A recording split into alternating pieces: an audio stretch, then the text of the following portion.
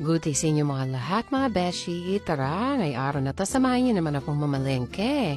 Namimili ako ng stock for 2 weeks. Wala na ako stock na pagkain. Malapit lang naman ang supermarket dito sa bahay namin. Siguro mga 7 minutes walk lang. Kaya maglalakad ako papuntang grocery. Ayan, samahan niyo ako. Walang katao-tao kasi napakaaga kong gumising. Siguro mga around 8 o'clock na to. So, 8 o'clock, sarado pa ang mga stores, mga kainan, tarang grocery, bukas na siya.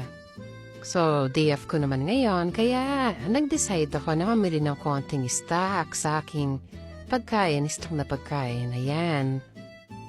Tapos na ang Ramadan at tapos na rin ang Eid. Kaya back to normal na dito sa Saudi Arabia. Yan yung building ko sana kung mamimili na aking stock na pagkain.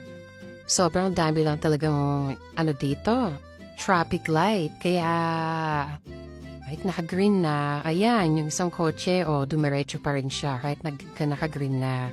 Yeah, sa time ako, may mili ng aking stocks. Sumaglit lang ako kasi ayoko nang lumabas namin gabi, marami ng tao. Konti lang naman ang bibilin ko. Ayan, naka-sales pala sila. Eid sale, kaya bagsak presyo ang lahat ng mga items nila. From beauty product, essentials, kahit mga foods, ayan, sila.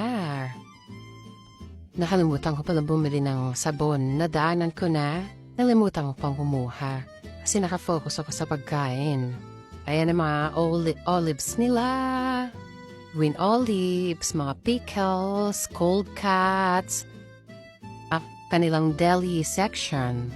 Ayan, diba may mga halloumi sila. Ito naman yung bakery section nila. Mga Indian food naman nata. Ito mga Indian sweets.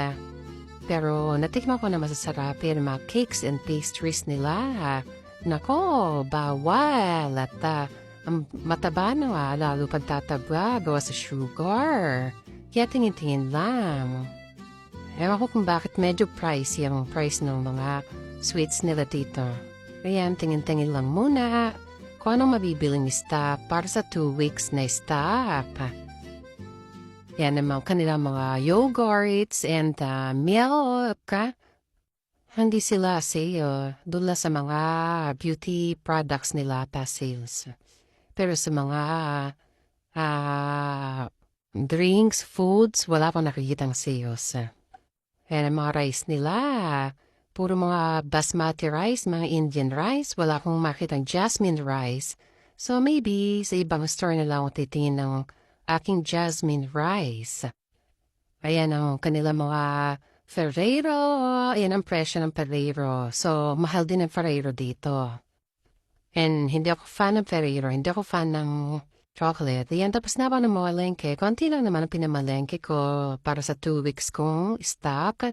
Para hindi na ako labas ng labas. Ang hirap lumabas-labas. Pauwi na ang lola niya. Ayan, nasikatan ako ng araw. Vitamin D. Kaya happy ang aking skin. Pero naka-sunblock naman ako niyan.